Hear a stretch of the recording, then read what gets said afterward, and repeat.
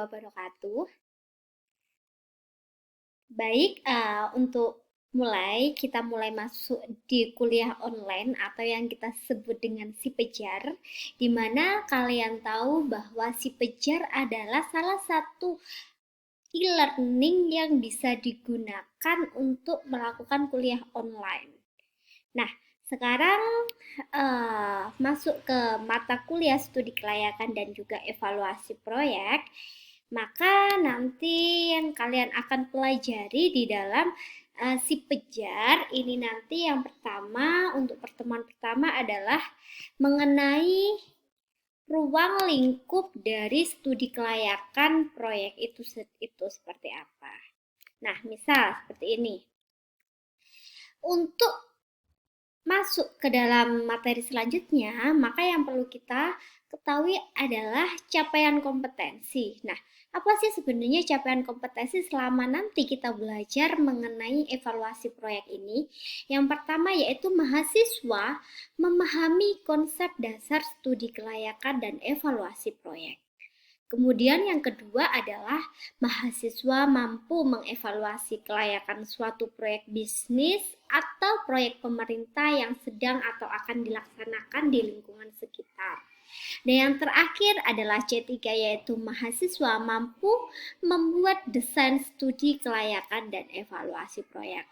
Untuk itu, kalian ketika nanti sudah menyelesaikan satu semester untuk mata kuliah studi kelayakan ini, maka ketika nanti kalian misalkan menemukan suatu proyek dan sebenarnya proyek ini mau diapakan sih atau sudah bagus atau tidak.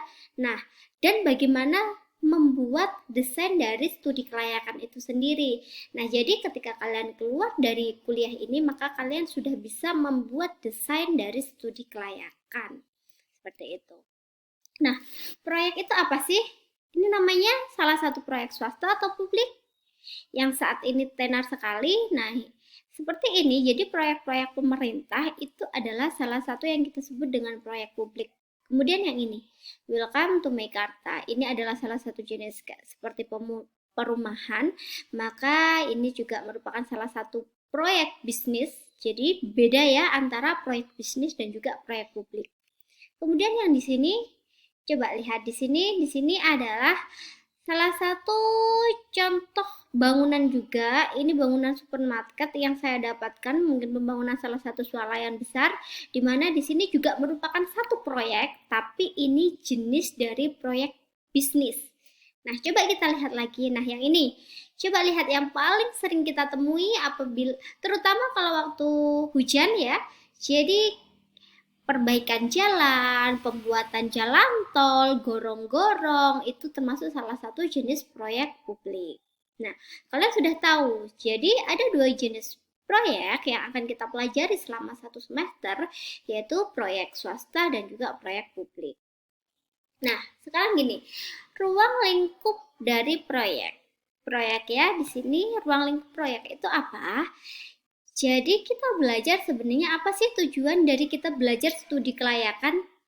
Apa sih yang harus kita dapatkan? Manfaatnya apa? Tujuannya apa?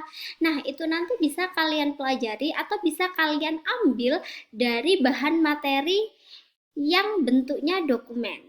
Nah, sudah saya sertakan di dalam si Pejar kalian, di mana di situ kalian bisa download, kalian bisa lihat secara ringkas sebenarnya apa ruang lingkup yang akan kita pelajari selama satu semester ini.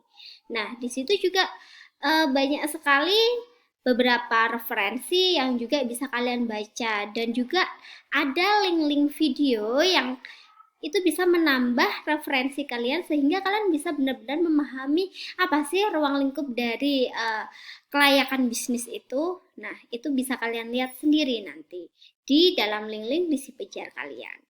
Nah, kemudian di sini. Lalu tugas yang pertama apa? Jadi kita sistemnya flip learning. Kalau biasanya kalian mengerjakan tugas itu di rumah, maka sekarang ketika kalian sudah menonton video ini, kalian sudah belajar ruang lingkupnya apa. Flip learning itu apa sih? Jadi kalian belajar materinya itu di rumah, bisa di kafe karena Kita tahu kan kalian sekarang masuk ke generasi milenial, generasi yang sangat terikat dengan yang namanya WiFi, maka kalian belajar di rumah, di kafe, melalui si pejar ini, atau di tempat yang kalian merasa sangat nyaman dan materi itu bisa masuk ke kalian. Nah, kemudian apalagi lanjutnya berarti tugasnya dikerjakan di dalam kelas ketika kita pertemuan. Jadi hari ini kita masuk kelas jam 2 itu untuk mengerjakan tugas satu. Nah, tugasnya apa? Tugasnya yaitu bagaimana kalian menjelaskan hubungan antara studi kelayakan dan investasi. Maka kalian cukup menjelaskan hubungan studi kelayakan dan investasi. Itu tugas yang pertama. Kemudian untuk tugas yang kedua bisa kalian lihat di dalam si pijar, yaitu meresum 2 video yang sudah saya upload di dalam si pijar. Maka tugas-tugas ini yang kalian kerjakan di dalam kelas, di buku tulis. Jadi tolong siapkan lembar kertas. Kenapa? Karena dengan kalian menulis dan kalian kerjakan di kelas, itu akan meminimalisir yang namanya tingkat plagiasi seperti itu. Oke, siap adik-adik? Semoga video ini jelas dan selamat belajar. Ini ada sumber-sumber gambar yang tadi sudah saya upload. Kenapa saya sertakan sumbernya? Ini adalah salah satu contoh bentuk agar kita terhindar dari yang namanya plagiasi. Semua gambar, semua video, semua kata-kata itu harus kita sertakan sumbernya. Itu adalah salah satu cara kita untuk menghargai karya orang lain. Begitu. Terima kasih untuk sekian. Selanjutnya silahkan dikerjakan tugas.